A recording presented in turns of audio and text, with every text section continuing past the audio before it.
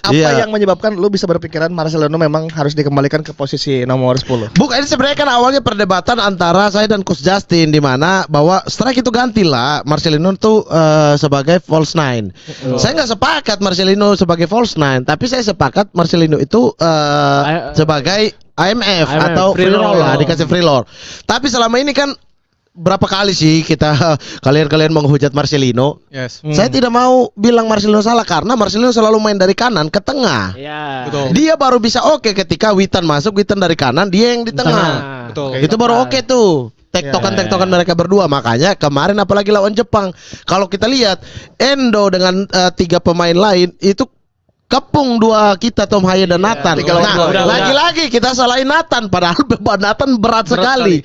Berat sekali satu Harus orang bertahan, handle 5 orang dalam sisi defense. Itu kayak udah secara skill kalah, jumlah juga betul, kalah. itu kayak Iniesta pegang bola terus dikerumunin pemain Itali tuh. Ya, yang kayak anak kayak begitu. Terus ditekin satu-satu. Iya, Bapak. Iya, di posting. Iya kan, maksudnya kayak begitu. Selalu tuh kita marah, strike jelek banget, tapi kita menilai strike ketika dia dikasih peran yang bukan strike gitu loh. Bukan striker. Bukan strike gitu. Kemarin lawan Jepang strike dipindah ke kiri, makin kelihatan kalau dia itu bukan pencetak gol di sistemnya STY.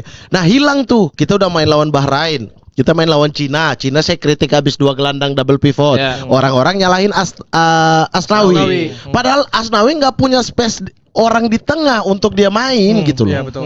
Iya kan? Buat passing. Betul, karena kenapa? Karena Witan main di sayap 3-4-3. Dan akhirnya Asnawi pun yang masuk ke dalam. Betul. Karena nggak ada yang tengah, nggak ada yang Betul. bantu. Nah, berkali-kali itu STY main double pivot dan ini nggak berjalan. Betul. Nah, makanya kembalikan satu orang sebagai box to box dan lebih kuat sisi ofensifnya. Di line up ada siapa? Selain agak Kambuaya. Dan Marceng ya. Iya, Marceng doang kan. Dan itu posisi asli Marceng. Dibandingkan taruh dia false nine ganti strike yang fungsi strike itu defense, mendingan taruh Marceng di nomor 10 atau box to box sekalian 8.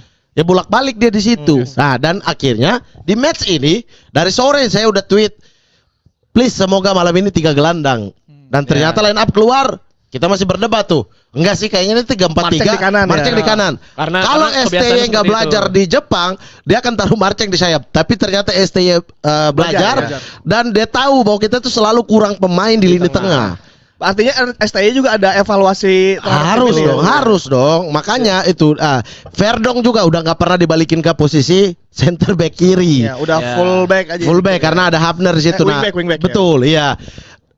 Dan itu tuh berjalan kan, terbukti berjalan. Gak apa-apa kalau kau nggak mau rubah, kau tuh pakemnya 3 back, gak apa-apa. Tapi di gelandangnya kau rubah dikit dong. Bisa 3-5-2, nggak melulu 3-4-3. 3-4-3 tuh terlalu defensif dan defensifnya sayap.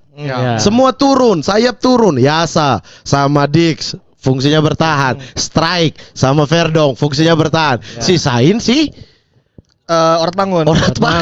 Jadi ketika counter attack tidak punya pemain di depan. Harus bawa bola sampai ke tidak punya pemain di depan. Nah, sementara dengan ada Marcelino, ketika kita serang, kita punya opsi banyak di depan. Ketika bola itu kelepas balik ke belakang, ada satu orang siap di belakang. Tom Haye yang dimana dia yang ngatur roll tengah. Dan Tom tidak capek kalau di pertandingan ini karena di kawal. Buktinya mukanya tidak merah. Iya, dan Jenner itu jadi andil paling besar di pertandingan ini walaupun tidak kelihatan, tapi secara defense di mana Haye di situ ada dia. Pitbullnya. Betul.